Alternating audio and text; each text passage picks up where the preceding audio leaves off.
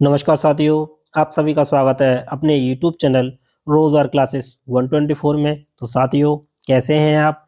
I hope कि आप सभी स्वस्थ होंगे और आपकी स्टडी भी बहुत ही अच्छी चल रही होगी। तो साथियों, जिनके भी आगामी एग्जाम हैं, उसी को देखते हुए हमने एक सीरीज स्टार्ट की है जिसका नाम है सफलता सीरीज। और उसी सीरीज में आज हम बात करेंगे practice set number 2। Practice set number 1 upload हो चुका है। यदि आपने वो वीडियो नहीं देखा है तो इस वीडियो को देखने के बाद उसे भी देख लीजिएगा। मैं यकीन दिलाता हूँ साथियों, आपको एग्जाम में काफ़ी हेल्प मिलेगी और प्रत्येक क्वेश्चन बहुत इंपॉर्टेंट है और साथ ही उनका एक्सप्लेनेशन भी बहुत इंपॉर्टेंट है। तो साथ साथ नोट्स भी बनाते चलें। तो चलिए देर न करते हुए वीडियो स्टार्ट करते हैं और जल्दी से जल्दी अपने दोस्तों के साथ भी शेयर कर दीजिए ताकि इस सीरीज के माध्यम से उन्हें भी हेल्प मिल सके। तो चलिए स्टार्ट करते हैं। देख लेते हैं पहला क्वेश्चन। तो पहला क्वेश्चन इंपॉर्टेंट है, उत्तर प्रदेश से संबंधित है। तो क्वेश्चन कह रहा है कि निम्नलिखित में से उत्तर प्रदेश का कौन सा जिला नेपाल के साथ अपनी सीमा साझा नहीं करता है? तो उत्तर प्रदेश का कौन सा ऐसा जिला है जो नेपाल के साथ सीमा साझा नहीं करता है? उससे पहले देख लेते हैं उत्तर प्रदेश के बारे में। तो उत्तर प्रदेश साथियों, इसका जो एरिया है यानी जो क्षेत्रफल है वो कितना है? वो है साथियों 2,40,928 वर्ग किलोमीटर। यह है भारत का कितना है? 7.33%। यानी जो भारत का क्षेत्रफल है उसका कितना है? 7.33% है। और जो एरिया है उत्तर प्रदेश का वो है 2,40,928 वर्ग किलोमीटर। उत्तर प्रदेश की कैपिटल क्या है यानी राजधानी क्या है? तो वो है लखनऊ। और उत्तर प्रदेश के सबसे पूर्वी, सबसे उत्तरी और दक्षिणी और इनकी बात करें तो सबसे पूर्वी जिला कौन सा है उत्तर प्रदेश का? तो वो है साथियों बलिया। कौन सा है? बलिया। और सबसे उत्तरी जिला कौन सा है? तो वो है सहारनपुर। सहारनपुर। और सबसे दक्षिणी जिला तो वो है साथियों सोनभद्र। कौन सा? सोनभद्र। और सबसे पश्चिमी जिला तो वो है शामली। तो ये है सबसे पूर्वी यानी सबसे ईस्ट में, और ये है नॉर्थ में, और ये है वेस्ट, और ये है साउथ। तो ये तो हो गए जो भारत के पूर्वी, पश्चिमी, उत्तरी, दक्षिणी ये जिले। अब बात करते हैं कि नेपाल के साथ कौन कौन सी सीमा साझा करते हैं। तो आइए मैप के माध्यम से समझ लेते हैं। तो नेपाल के साथ जो सीमा साझा करते हैं तो ये है नेपाल का बॉर्डर। कौन सा? ये आप देख पा रहे होंगे साथियों, ये नेपाल का बॉर्डर है। और उत्तर प्रदेश के कौन कौन से जिले शामिल हैं इसमें? तो ये हो गया पीलीभीत, पहले नंबर पे पीलीभीत। दूसरे नंबर पे खीरी, जिसे हम क्या बोलते हैं? लखीमपुर खीरी। फिर है तीसरे नंबर पे कौन? बहराइच, ये बहराइच है। और फिर है श्रावस्ती। तो बहराइच तीसरे नंबर पे, चौथे नंबर पे होगा श्रावस्ती। फिर है पांचवें नंबर पे, ये थोड़ा सा येलो कलर में है, बलरामपुर। कौन? बलरामपुर। फिर सिद्धार्थनगर, ये छठे नंबर पे। और फिर है महाराजगंज, ये सातवें नंबर पे। कुशीनगर साथियों ये सीमा साझा नहीं करता है। यानी जो नेपाल के साथ जो सीमा साझा करते हैं उत्तर प्रदेश के, तो वो कितने जिले हैं? तो वो है साथियों 7 जिले। 7 जिले कौन कौन से? पीलीभीत, लखीमपुर खीरी, बहराइच, श्रावस्ती, बलरामपुर, सिद्धार्थनगर और महाराजगंज। तो साथियों इनका सीक्वेंस ऐसे भी पूछा जा सकता है कि जो नेपाल से सीमा साझा करते हैं तो 4-5 जिले दे देगा, तो उनको बोलेगा कि पूर्व से पश्चिम की ओर इनको व्यवस्थित कीजिए या पश्चिम से पूर्व की ओर व्यवस्थित कीजिए। तो आपको प्रत्येक जिला इंपॉर्टेंट है, अच्छे से नोट करना है। और हमने देखा था बलिया जो पूर्वी जिला है, ये बिहार के साथ सीमा साझा करता है। ये बलिया ये सबसे पूर्वी, और सबसे दक्षिणी सोनभद्र। और सबसे पश्चिमी जिला कौन सा है? ये गया शामली। शामली। और सबसे उत्तरी ये सहारनपुर। तो आई होप कि साथियों इस आपको समझ में आएगा। जिला कौन कौन से हैं, आइए, पीलीभीत, लखीमपुर खीरी, बहराइच, श्रावस्ती, बलरामपुर, सिद्धार्थनगर और महाराजगंज। तो ये नेपाल के साथ सीमा साझा करते हैं। आई होप के साथियों ये क्वेश्चन आपको समझ में आया होगा। अब इसमें देखिए महाराजगंज सीमा साझा करता है, महाराजगंज सीमा साझा करता है, पीलीभीत भी करता है और बलरामपुर भी करता है। बिजनौर सीमा साझा नहीं करता है। आई होप कि आप देख पा रहे होंगे बिजनौर कहाँ है, बिजनौर ये गया, ये उत्तराखंड से सीमा साझा करता है साथियों। तो इसका जो सही आंसर हो जाएगा वो कौन सा हो जाएगा, वो हो जाएगा ऑप्शन सी, बिजनौर। चलिए नेक्स्ट क्वेश्चन की बात करते हैं। नेक्स्ट क्वेश्चन कह रहा है कि भूदान ग्राम आंदोलन निम्नलिखित में से किसके द्वारा शुरू किया गया था। तो ऑप्शन ए है महात्मा गांधी यानी एम के गांधी, जयप्रकाश नारायण, विनोबा भावे और आचार्य कृपलानी। तो जो भूदान ग्राम आंदोलन जो शुरू किया था वो किसने किया था, वो किया था विनोबा भावे ने। तो ये कब किया था, ये 1951 में शुरू किया था, किसने, आचार्य विनोबा भावे। तो सी इसका सही आंसर है। तो ये इसकी एक्सप्लेनेशन है साथियों।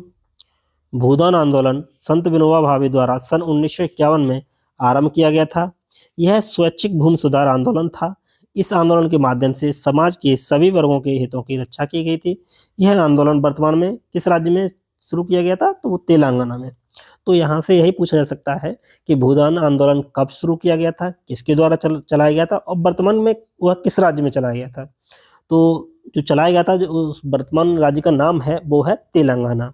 1951 में चलाया गया था और ये आचार्य विनोबा भावे द्वारा शुरू किया गया था। तो इंपॉर्टेंट है। तो आंसर इसका क्या हो जाएगा, ऑप्शन सी, विनोबा भावे। चलिए नेक्स्ट क्वेश्चन की बात करते हैं। नेक्स्ट क्वेश्चन है, निम्नलिखित में से कौन सा अनुच्छेद अल्पसंख्यकों के हितों का संरक्षण के लिए है। यानी कौन से आर्टिकल में कहा गया है कि अल्पसंख्यकों का जो हितों से संबंधित हैं उनके संरक्षण दिया जाएगा। तो किस में किया गया था, तो आइए समझ लेते हैं। आर्टिकल साथियों दिए हैं, कौन कौन से आर्टिकल हैं, तो इसमें है साथियों, देख लेते हैं ऑप्शन सी किस में कहा गया है, तो वो किया गया है 29, 29 में। तो जो इसका सही आंसर क्या हो जाएगा, ऑप्शन सी इसका सही आंसर हो जाएगा 29। अब अनुच्छेद 30 में क्या कहता है, तो अनुच्छेद 30 में कहता है साथियों, अल्पसंख्यकों को शैक्षिक संस्थानों की स्थापना और उनके संचालन के लिए अधिकार से संबंधित है। कौन, अनुच्छेद 30। अनुच्छेद 26 क्या कहता है, धार्मिक मामलों में प्रबंधन की स्वतंत्रता से संबंधित है। यानी धार्मिक मामलों से प्रबंधन जो है आप स्वतंत्र हैं, आप कर सकते हैं। और अनुच्छेद 27 में कहा गया है कि धर्म के प्रचार के लिए कराधान से मुक्ति, यानी धर्म का प्रचार करने के लिए आपसे कोई कर नहीं लिया जाएगा। तो ये अनुच्छेद 27 में किया गया है। अब साथियों जो ये है मौलिक अधिकार हैं, तो मौलिक अधिकार लिए कहाँ से गए हैं, तो ये लिए गए यूएसए से। और कहाँ से कहाँ तक है, किस आर्टिकल, 12 से 35 आर्टिकल में। मौलिक अधिकार जब हमारा संविधान लागू हुआ था तब कितने थे, तब थे 7। कितने थे, 7। वर्तमान में कितने हैं, तो साथियों वर्तमान में है 6।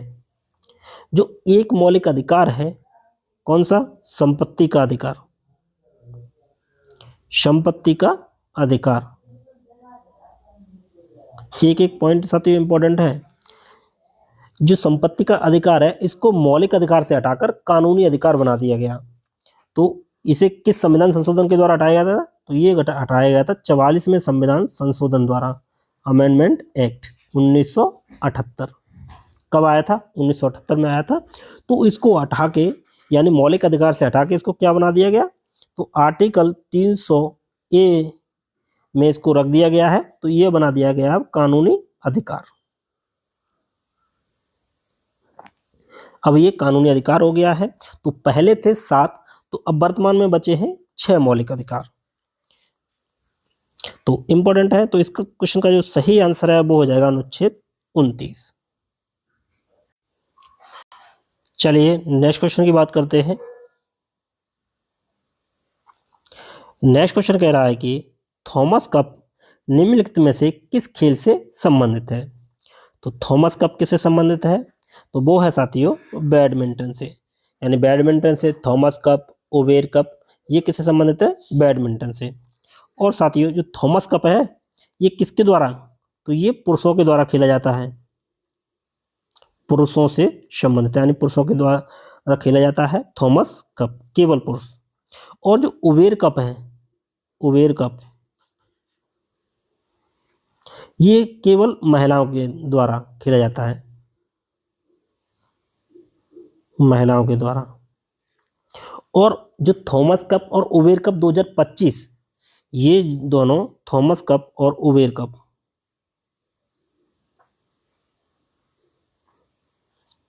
ये 2025 में, तो ये दोनों किसने जीते हैं, तो वो साथियों जीते हैं चीन ने। तो ये करंट अफेयर्स का क्वेश्चन बन सकता है कि थॉमस कप 2025 का खिताब किसने जीता, तो वो चीन ने जीता। या उबेर कप का जो खिताब जीता था वो किसने जीता, चीन ने जीता। अब ये साथियों हम बताए हैं जो थॉमस कप है पुरुषों से संबंधित है और उबेर कप महिलाओं से संबंधित। यह क्वेश्चन पूछा जा चुका है, इसीलिए इंपॉर्टेंट है। तो ये जो थॉमस कप है किससे संबंधित है, बैडमिंटन से। डी इसका सही आंसर है। अब कुछ कप देख लेते हैं। तो बैडमिंटन से कौन कौन संबंधित है, तो Thomas cup, Uber cup, Sudirman cup और अब्दुल रहमान कप, ये बैडमिंटन से संबंधित है। तो थॉमस कप, उबेर कप और सुधीरमन कप ये ज़्यादा पूछे जाते हैं, तो इनको अच्छे से याद रख लीजिए।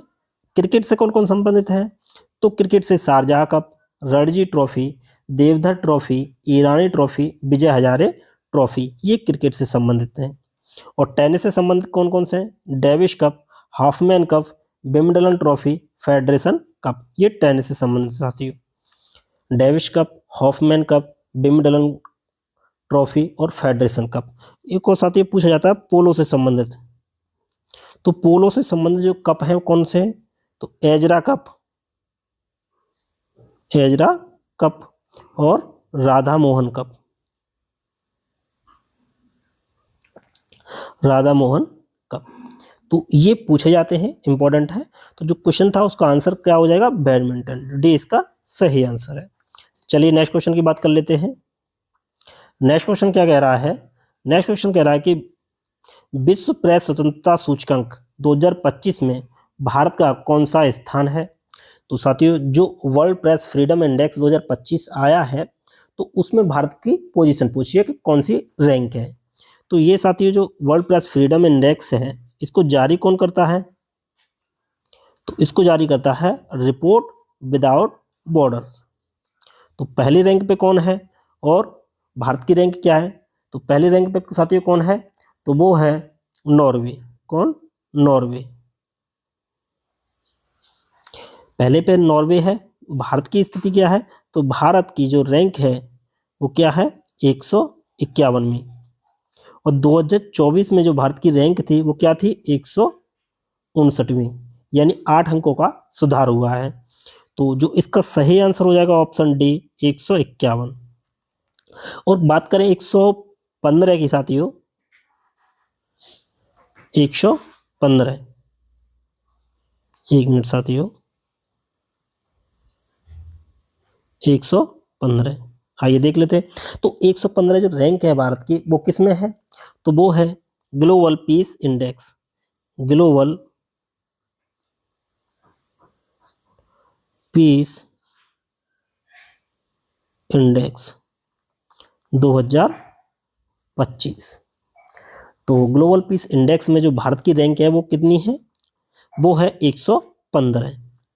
और 2024 में जो भारत की रैंक थी वो कितनी थी, 116। और ग्लोबल पीस इंडेक्स 2025 है, इसमें पहले स्थान पे कौन है, तो पहले स्थान पे कौन है साथियों, तो वो है फिनलैंड। कौन है, वो है, सॉरी, आइसलैंड। कौन है, आइसलैंड, आइसलैंड है पहले स्थान पे। और अंतिम में पायदान पे कौन है, तो अंतिम पायदान पे साथियों रूस। कौन है, रूस। अब बात करें साथियों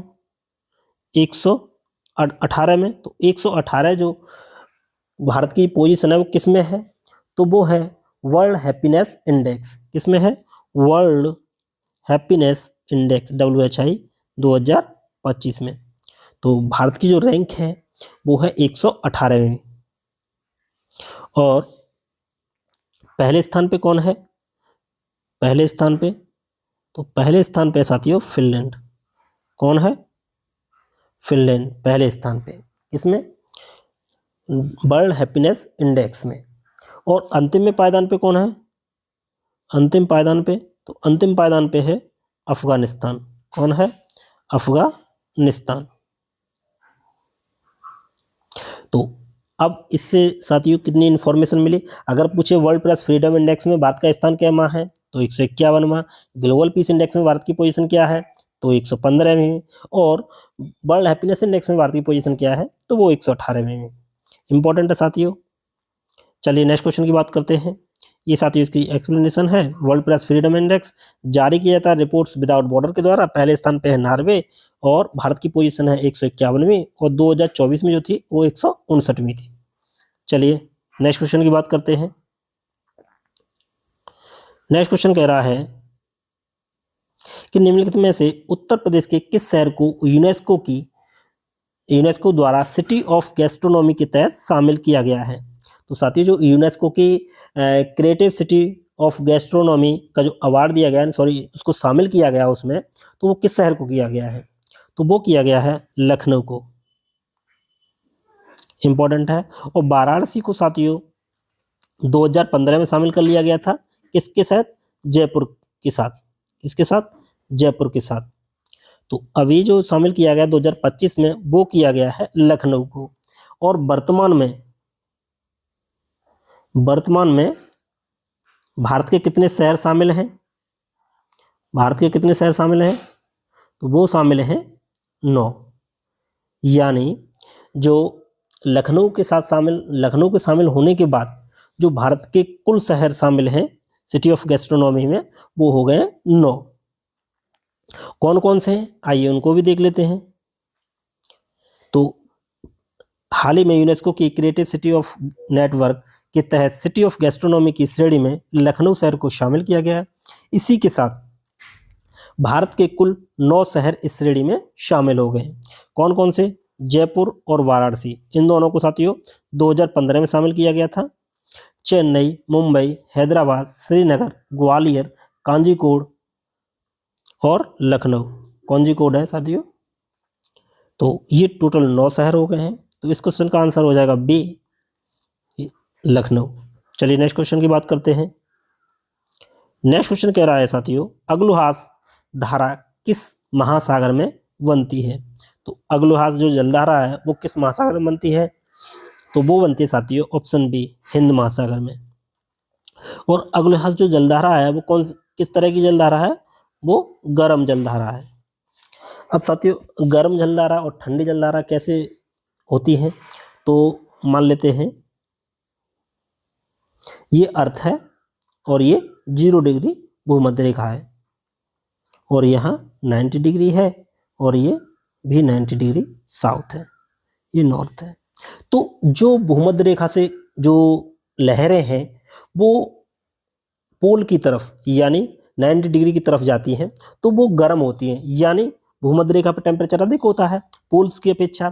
तो जो पोल्स से जो धाराएं हैं वो जो 0 डिग्री वो भूमध्य रेखा से जो धाराएं चलती हैं विषुवत रेखा से पोल्स की तरफ, तो वो गर्म होंगी पोल्स की अपेक्षा, तो वो गर्म होती हैं। और जो पोल्स से विषुवत रेखा की तरफ चलती हैं तो वो कैसी धाराएं होंगी, वो ठंडी होंगी। यानी जैसे, एक मिनट, जैसे यहां से कोई धारा चल रही है ये, ठीक, तो ये किस तरह की धारा होगी, तो ये होगी गर्म जलधारा। और पोल से कोई धारा आ रही है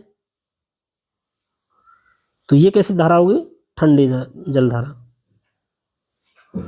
तो आई होप कि समझ में आया होगा। अब जलधाराएं जो चलती हैं वो किस तरह चलती हैं, यानी पूर्व से पश्चिम की ओर। पूर्व से पश्चिम की ओर। अब ये क्यों चलती हैं? तो जो ट्रेड विंड्स होती हैं वो भी साथियों चलती हैं नॉर्थ ईस्ट से साउथ वेस्ट की तरफ, है ना। तो इसीलिए जो जलधाराओं की जो दिशा होती है पूर्व से पश्चिम की ओर होती है। और ये मुड़ती कैसे है? जैसे कोई महाद्वीप है, कोई महाद्वीप से टकरा के उसकी जो भूमि स्थलीय सीमा है उससे टकरा के ये मुड़ जाती हैं, है ना। तो इस क्वेश्चन का जो सही आंसर है वो क्या है? वो है ऑप्शन बी, हिंद महासागर। अब हिंद महासागर की कौन कौन सी जलधाराएं हैं? तो वो है साथियों हिंद महासागर की अगुलहास जलधारा, मोजाम्बिक जलधारा, मेडागास्कर की जलधारा, है ना। ये इसकी इंपॉर्टेंट जलधारा है। अब इसी को हमने डायग्राम के अनुसार दर्शाया है। ये है साथियों हमारा हिंद महासागर। कौन सा? हिंद महासागर, इंडियन ओशियन। तो जो ये विषुवत रेखा है, तो विषुवत रेखा से जो धाराएं चल रही हैं, एक चलेगी उत्तर की तरफ और एक चलेगी दक्षिण की तरफ। तो जो उत्तर में चलती है वो उसे बोलते हैं उत्तर विषुवतीय जलधारा, और जो दक्षिण में चलती है उसे बोलते हैं दक्षिण विषुवतीय जलधारा। अब जो उत्तर से, ये तो गर्म है, ये क्या है? जैसे सोमालिया द्वीप से टकराई तो उसी से वापस हो जाएगी, तो ये नॉर्थ की तरफ चली जाएगी, और जो साउथ वाली है वो साउथ की तरफ चली जाएगी। अब जो मोजाम्बिक जो देश है उसके तट पे जो चलती है उसको बोलते हैं मोजाम्बिक जलधारा, और जो मेडागास्कर के तट पे चलती है, बहती है, तो उसको बोलते हैं मेडागास्कर की जलधारा। और अगले हाथ जो जलधारा है वो दक्षिण अफ्रीका के पूर्वी तट पे चलती है, दक्षिण अफ्रीका के पूर्वी तट पे बहती है। तो ये साथियों जो जलधारा हैं इंपॉर्टेंट हैं। तो अगुलिहास जलधारा, मोजाम्बिक जलधारा और मेडागास्कर की जलधारा। और ऐसे भी याद रख सकते हैं कि जो महाद्वीप है उसके पूर्वी तट पे, उसके पूर्वी तट पे किस तरह की जलधाराएं बहती हैं? तो उसके पूर्वी तट पे बहती हैं गर्म जलधाराएं, और जो पश्चिमी तट होता है किसी महाद्वीप का तो उस पे बहती हैं ठंडी जलधाराएं। जैसे ये पश्चिमी ऑस्ट्रेलियाई जलधारा, ये ठंडी जलधारा है, तो ये ऑस्ट्रेलिया के पश्चिमी तट पे बह रही है। और ये जो अफ्रीका महाद्वीप है उसके पूर्वी तट पे किस तरह की गर्म जलधाराएं बह रही हैं। ठीक है, तो आई होप कि आपको ये क्वेश्चन समझ में आया होगा। तो एक एक महाद्वीप की जलधारा इंपॉर्टेंट है। धीमे धीमे क्वेश्चनों को ले लेके हम आपको समझा देंगे अच्छे से। तो आई होप के क्वेश्चन समझ में आया होगा। चलिए नेक्स्ट क्वेश्चन की बात करते हैं। अगर वीडियो अच्छा लग रहा हो तो प्लीज़ लाइक शेयर और सब्सक्राइब करना ना भूलिएगा, क्योंकि साथियों एक वीडियो बनाने में बहुत मेहनत लगती है, ये आपको भी देख के पता लग रहा होगा। क्वेश्चन कह रहा है कि किसान दिवस किस दिन मनाया जाता है? तो किसान दिवस कब मनाया जाता है? तो ये मनाया जाता है साथियों 23 दिसंबर में। कब मनाया जाता है? 23 दिसंबर को। तो 23 दिसंबर को क्यों मनाया जाता है? तो ये चौधरी चरण सिंह की जयंती पे मनाया जाता है। चौधरी चरण सिंह की जयंती उस पे मनाया जाता है। और ये पहली बार कब मनाया गया था साथियों? तो ये मनाया गया था 23 दिसंबर 2001 को। कब मनाया गया था? 2001 को। तो ए इसका सही आंसर है। राष्ट्रीय किसान दिवस, जिसे किसान दिवस के रूप में भी जाना जाता है, भारत के जो 5वें प्रधानमंत्री थे चौधरी चरण सिंह, उनकी जयंती के उपलक्ष्य में मनाया जाता है हर साल 23 दिसंबर को। और ये पहली बार मनाया गया था 2001 में, यानी पहली बार 2001 में मनाया गया था। चलिए नेक्स्ट क्वेश्चन की बात करते हैं। ये भी बहुत अच्छा क्वेश्चन है साथियों, करंट अफेयर्स का क्वेश्चन है। क्वेश्चन कह रहा है कि संयुक्त राज्य अमेरिका का AST space mobile bluebird block 2 communication satellite दिसंबर 2025 में इसरो की किस कॉमर्शियल शाखा, ये कॉमर्शियल है, किस कॉमर्शियल शाखा के जरिए लॉन्च किया गया? किसके जरिए लॉन्च किया गया? किस कॉमर्शियल शाखा के जरिए लॉन्च किया गया था? क्वेश्चन दोबारा से देख लीजिए। संयुक्त राज्य अमेरिका का AST space mobile bluebird block 2 communication satellite दिसंबर 2025 में इसरो की किस कॉमर्शियल शाखा के जरिए लॉन्च किया गया था? तो ये साथियों कॉमर्शियल जो इसरो की शाखाएं Antrix Corporation, New Space India Limited, Indian National Space Promotion and Authorisation Centre, Bharat Electronics Limited. तो ये किया गया था। बी इसका सही आंसर है NSIL, यानी न्यू स्पेस इंडिया लिमिटेड। तो बी इसका सही आंसर हो जाएगा। अब साथियों बात कर लेते हैं इसरो के बारे में। तो इसरो की स्थापना से पहले सन 1962 में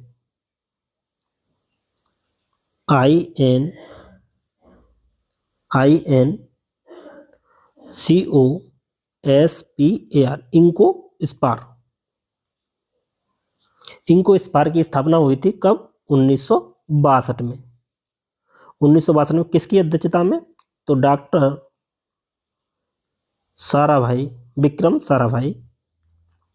विक्रम साराभाई की अध्यक्षता में स्थापना हुई थी किसकी? इंको-स्पार की। कब? 1962 में। जिसे 15 अगस्त 1969 को इसरो में बदल दिया, यानी इसरो कहा जाने लगा। तो इसरो की जो स्थापना कब हुई? 1969 में। और इंको-स्पार की जो स्थापना हुई थी वो हुई थी 1962 में। अब इसरो का जो हेडक्वार्टर है वो कहाँ है साथियों? तो वो है बेंगलुरु में। कहाँ पे? बेंगलुरु में। और इसके जो अध्यक्ष हैं वो कौन है? वर्तमान में जो अध्यक्ष है वो कौन है? तो वो है वी नारायण। कौन है? वी नारायण। तो इस क्वेश्चन का सही आंसर है वो है new Space India limited, NSIL। यानी भारत के एक और महत्वपूर्ण अंतरिक्ष मिशन सफलतापूर्वक पूरा किया गया जब इसरो ने अपनी कॉमर्शियल शाखा न्यू स्पेस इंडिया लिमिटेड के जरिए 24 दिसंबर 2025 को संयुक्त राज्य अमेरिका का AST space mobile blue bird block 2 communication satellite launch किया। तो इंपॉर्टेंट है साथियों, बी इसका सही आंसर है। चलिए नेक्स्ट क्वेश्चन की बात करते हैं। नेक्स्ट क्वेश्चन कह रहा है कि निम्नलिखित में से किस नृत्य में नृत्यांगना अपने सिर पर जलते हुए दियों वाले पोंचो को नृत्य करते हैं, यानी जो दियों वाले जो बर्तन हैं उनको सर पे रख के डांस करते हैं। तो वो किस में करते हैं? आइए देख लेते हैं। उससे पहले ये देख लेते हैं कौन सा डांस किस राज्य में किया जाता है। तो धनगरी गाजा नृत्य। तो धनगरी गाजा नृत्य ये किया जाता है महाराष्ट्र में। कहाँ पे? महाराष्ट्र में। किसके द्वारा किया जाता है साथियों? तो ये किया जाता है जो चरवाहे होते हैं महाराष्ट्र, यानी चरवाहों का जो समुदाय है, धनगरी जो समुदाय है उसके द्वारा, यानी चरवाहों के द्वारा। चरवाहों द्वारा। किस देवता के लिए? भगवान शिव।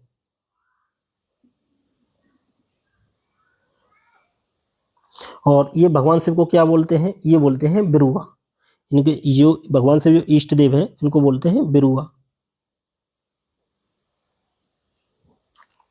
और कोली नृत्य साथियों, कोली नृत्य भी महाराष्ट्र में किया जाता है। और नेक्स्ट है गोटीपुआ। जो गोटीपुआ नृत्य है ये कहाँ किया जाता है? तो ये किया जाता है ओडिशा में। कहाँ पे? ओडिशा में। और कैरी नृत्य किया जाता है साथियों राजस्थान में। कहाँ पे? राजस्थान में। और कैरी नृत्य में ही महिलाएं अपने सर पे जो जलते हुए दीपक को रख के डांस करती हैं। तो डी इसका सही आंसर है। किसमें? कैरी नृत्य में। तो ये साथियों महिलाएं डांस कर रही हैं। तो एक बर्तन है उसके ऊपर एक जलते हुए दीपक है, उसको सर पे रख के डांस कर रही हैं, ये आप देख पा रहे होंगे। तो कैरी नृत्य राजस्थान भारत में लोकप्रिय लोक नृत्यों में से एक है। कैरी नृत्य में महिलाएं अपने सिर पर कैरी या पास्चर पोथियां रखती हैं और फिर एक जलता हुआ दीपक डायरेक्ट पास्चर में रखा जाता है। जो ये बर्तन है उसमें जलता हुआ ये दीपक है, तो उसको सर पे रख के डांस करती हैं। तो जो इसका क्वेश्चन का जो सही आंसर है वो क्या है? कैरी नृत्य। तो साथियों आई होप कि क्वेश्चन आपको समझ में आए होंगे। वीडियो अच्छा लगे तो लाइक शेयर सब्सक्राइब करना ना भूलिएगा। इसी के साथ यह वीडियो यहीं समाप्त करते हैं। Thanks for watching.